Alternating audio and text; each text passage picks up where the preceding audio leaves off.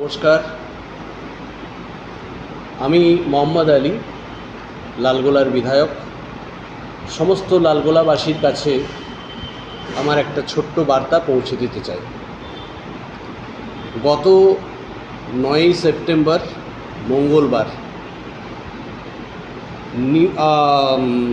Bangla today news বলে একটি portal বা লোকাল চ্যানেলে আমার একটা ইন্টারভিউ নেওয়া হয়েছিল।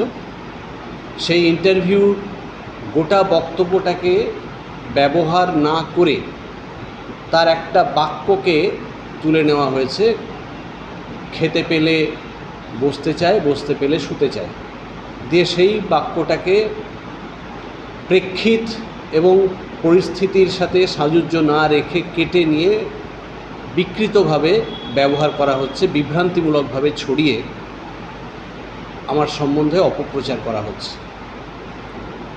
সবাইকেই অনুরোধ করব যে গত 9ই সেপ্টেম্বর বাংলা টুডে নিউজ চ্যানেলের সেটা পুরোটা শুনবেন, তাহলেই বুঝতে পারবেন যে সেখানে কাউকে অসম্মান করা, ছোট করা হয়নি। চিরাচরিতভাবে প্রবাহমান কাল ধরে বাংলা সাহিত্যে যে প্রবাদ ব্যবহার হয় তার একটা প্রবাদকে উদাহরণ হিসেবে তোলা হয়েছে, এবং সেটা লালগোলার প্রেক্ষিতে না, গোটা পশ্চিমবঙ্গব্যাপী 2026-এর যে নির্বাচন হবে তার প্রেক্ষিতে, আর মানুষ সম্বন্ধে কোনো ব্যক্তিকে না।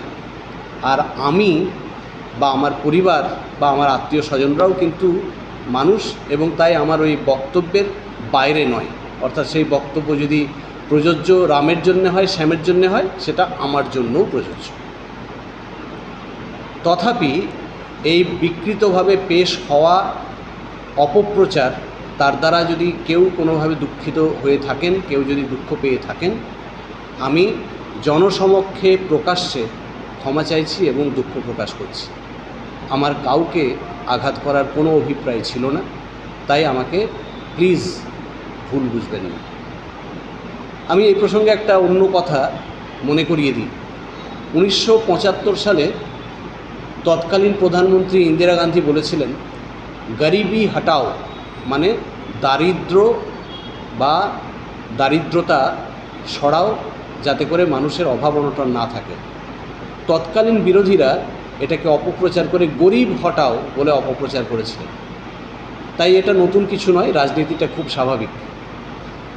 সামনেই 2026 সালের বিধানসভা নির্বাচন, এবং সেই নির্বাচনকে সামনে রেখে এখন থেকে আগত দিনে দেখবেন যে বিভিন্ন রকম এই ধরনের অপপ্রচারমূলক, উস্কানিমূলক এবং বিভ্রান্তিকর পোস্ট করা হচ্ছে।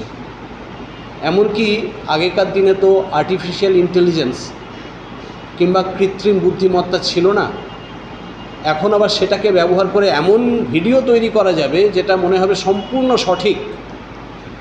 তাই এখন আমাদের দায়িত্ব আরও বেড়ে গেছে, আরও ভালোভাবে গভীরভাবে বুঝতে হবে। একটা মানুষের সমস্ত কর্মকাণ্ড দেখে বিচার করে তবে আমাদের সিদ্ধান্ত নিতে হবে। তাই জন্য আমি লালগোলাবাসীর কাছে আবারও যারা দুঃখ পেয়েছেন তাদের কাছে দুঃখ প্রকাশ করে আবেদন জানাবো যে আমাদেরকে এখন আরও বেশি সচেতন হতে হবে, এবং এখন নির্বাচন শেষ না হওয়া পর্যন্ত যত এই ধরনের অপপ্রচারমূলক, উস্কানিমূলক এবং বিকৃত পোস্ট বা ভিডিও সামনে আসবে, দয়া করে পরখ করে না নিয়ে, নিজেরা রিচেক বা ক্রস চেক করে না নিয়ে বিশ্বাস করবেন না। আমি চাই লালগোলাবাসী লালগোলাকে আরও ভালোবেসে লালগোলাকে তার হৃত গৌরব ফিরিয়ে দিক, এই ব্যাপারে সকলে সমবেতভাবে কাজ করুন। আমি সেই কাজে যদি সহায়তা করতে পারি, সেটাই হবে আমার সৌভাগ্য। সবাইকে পুনরায় ধন্যবাদ, কৃতজ্ঞতা জানিয়ে আমার বক্তব্য শেষ করছি। নমস্কার, ধন্যবাদ।